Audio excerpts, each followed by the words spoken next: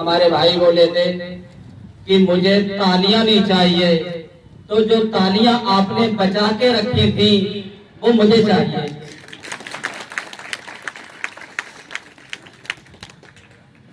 जीवन में कभी खुशी कभी गम होता है, जीवन में कभी खुशी कभी गम होता है, और इन सिलेक्टेड कैंडिडेट को तालियां वही बजाते हैं जिनकी बाजुओं में दम होता है।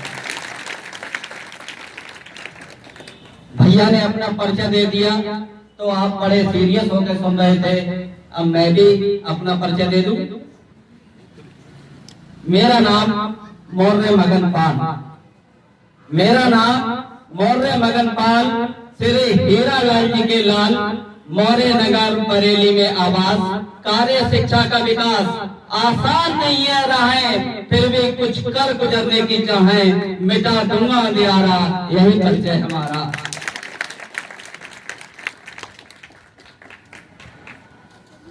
एक बात आई थी, हमारे छोटे अनुज विजय भैया कह रहे थे कि मैं फोटो स्टेट कराने गया था, वहां पर एक बंदे ने कह दिया कि बरेली में इन्हें किसी ने पूछा नहीं होगा तो इधर चले आए। वो मैं कैंडिडेट हूं इस अशोका एकेडमी को स्थापित करवाने वाला।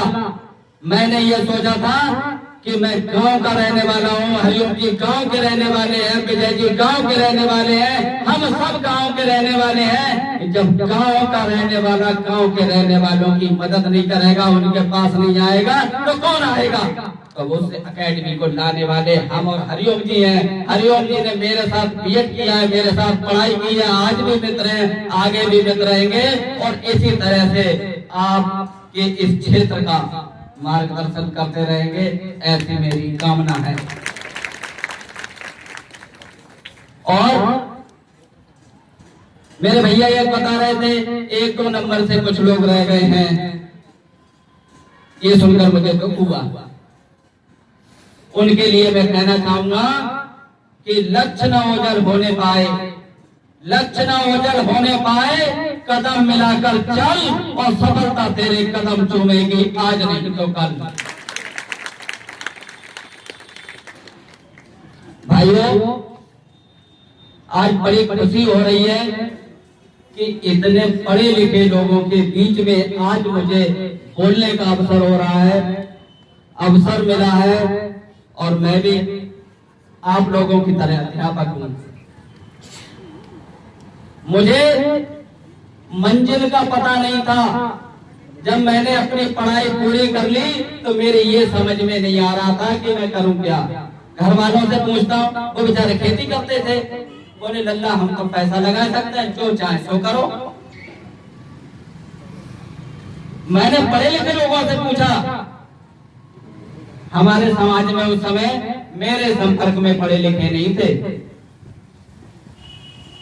तो हमने दूसरों से पूछा, उन्होंने हमें गलत रास्ते पे भटका दिया, और मेरी जो नौकरी लगी 43 साल में लगी, मार्ग भटकने की वजह से। इसलिए मैं अपने साथियों के लिए, अपने भाइयों के लिए, वो अपने घर वालों का मार्गदर्शन अच्छे लोगों से करवाएं। खुद नहीं कर सकते तो ऐसे लोगों से सलाह लें जो गलत सलाह ना दें, और उस मार्गदर्शन के लिए आपके बीच में हमारी अशोका एकेडमी है।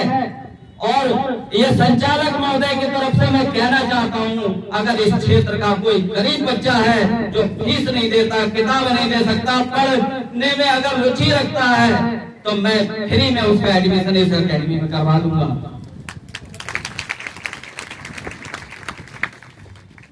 भाइयों बहनों, जिन लोगों का सिलेक्शन अभी नहीं हो पाया है, मुझे पूरी उम्मीद है कि हमारे सबके सहयोग से, अशोका एकेडमी के सहयोग से और आप लोगों के जुनून से जरूर ही आपका सिलेक्शन होगा। मैं जानता हूं कि 3 चीजें बाधा बनती हैं, बोलूं या बंद कर दूं? 3 चीजें बाधा बनती हैं। एक होता है लोग क्या कहेंगे, क्या है लोग क्या कहेंगे। अरे आपको लोगों की चिंता है? लोग तो कुछ ना कुछ कहेंगे, लोगों का काम है कहना। तो लोगों की चिंता ना करें और परवाह ना कर उन लोगों की जो मारते हैं ताने। और जिस दिन सफलता मिल जाएगी, मेरा विश्वास कर लो, आएंगे भाई हाथ मिलाने। दूसरी बात होती है मुझसे नहीं होगा। अरे भैया मुझसे नहीं होगा, तुम्हारे पिताजी से होगा क्या? हा? मुझसे नहीं होगा। जो बच्चे पढ़ रहे हैं, जो सफलता प्राप्त कर चुके हैं, वो भी इस बात को ध्यान में रखें कि आपसे ही होगा। जो विश्व रिकॉर्ड बना देते हैं वो आपके जैसे बच्चे होते हैं।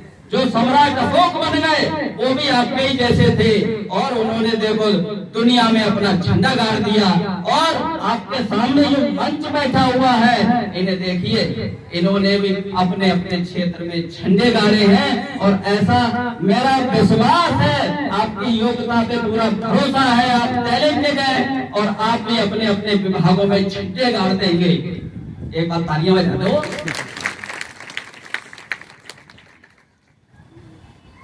तीसरी बड़ी बाधा आती है हमारी किस्मत खराब है। ये मैंने पढ़ाते समय अनुभव किया है, क्लास में सुना है और आपने भी इधर उधर कानों में सुना होगा। तो भाइयों, किस्मत खराब नहीं है। किस्मत तो उनसे पूछो जो चलना चाहते हैं, पैर नहीं है। जो पढ़ना चाहते हैं उनके पास किताबें नहीं है, 2 वक्त का खाना नहीं है, जेब में अशोका एकेडमी तक आने का पैसा नहीं है। तो उनसे तो अच्छी किस्मत आपकी है जो आपके लिए पढ़ने भेजा जा रहा है।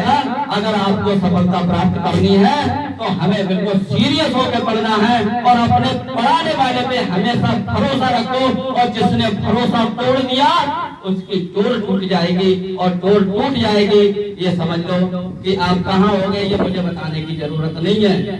और जो मेरे साथी अध्यापक बने हैं, इनसे मैं निवेदन करना चाहता हूं, जो हमारे सर ने अभी कहा था कि मैंने 10 साल पहले सर्वे किया था और पाया कि जो अध्यापक हैं उनके बच्चे पढ़ नहीं पाए। ये बिल्कुल सही कह रहे थे, क्योंकि वो अध्यापक ऐसे थे कि वो पैसा इकट्ठा करके जमीनें खरीदने में लगे हुए थे। आज जमीनें उनके बच्चे बेच रहे हैं। अगर उन्होंने जमीनें खरीद के ना खरीदी होती और अपने बच्चों पे लगा दिया होता, पढ़ाई पे ध्यान दिया होता, तो आज उनके बच्चे अफसर होते। कमी उनकी ये रही क्योंकि उनके दिमाग में जमीनें चल रही थी कि अरे उनकी माँ साहब की तो 50 बीघा हैगी और वे माँ साहब हंगे वे दौलतपुर के, उनकी 150 बीघा है और उनके बच्चा का कर रहे हैं, उनको ठेला ढके आ रहे हैं। तो कमी कहाँ रही? उनका पूरा फोकस कहाँ था? जमीनें खरीदने पे था। आज मेरा फोकस है, मेरी 5 साल नौकरी हो गई और आने वाले समय में पूरा जीवन में अपने बच्चों के लिए लगा दूंगा। तो वो बच्चे कम से कम ऐसे बन जाएंगे कि हमारे गुरुजी के पास जाएंगे तो कम से कम चाय पीने को गुरुजी कह देंगे कि बच्चे पढ़े लिखे हैं, आओ बेटा। तो साथियों, अपने बच्चों पे बहुत अच्छी तरह से ध्यान दें। और अशोका एकेडमी जो यहाँ पर आई है, इसकी तारीफ मैं करूंगा तो ये होगा कि ये इनके दोस्त हैं इसलिए तारीफ कर रहे हैं। आप यहाँ आए और महसूस करें बेटा, सफलता का कोई भी शॉर्टकट नहीं होता। और जिसने शॉर्टकट अपनाया तो समझ लीजिए सफलता सबको नहीं मिल पाएगी। पढ़ाई पूरे तन्मयता से साथ पूरी कीजिए और तभी मैं समझता हूं कि सफल हो पाओगे। शॉर्टकट के चक्कर मत पड़ो। आगे मैं जानता हूं कि ये आपने भी सुना होगा कि जो इंसान वक्त पे पसीना नहीं बहाते हैं वो बाद में क्या बहाते हैं? आंसू बहाते हैं। जो बच्चे वक्त पे पसीना नहीं बहाते, वो बाद में आंसू बहाते हैं। ऐसा बिल्कुल भी हमारे जीवन में आने नहीं पाए। यही आपकी उम्र है मेहनत करने की और पसीना बहाने की। मैं जानता हूं कि सफलता के लिए पागलपन जरूरी है। तो भाइयों, बहुत ज्यादा ना बोलते हुए, कभी ज्यादा समय होगा तो विस्तार में बात करेंगे। तो इसलिए एक बार मेरे लिए तालियां बजा दें। Thank you.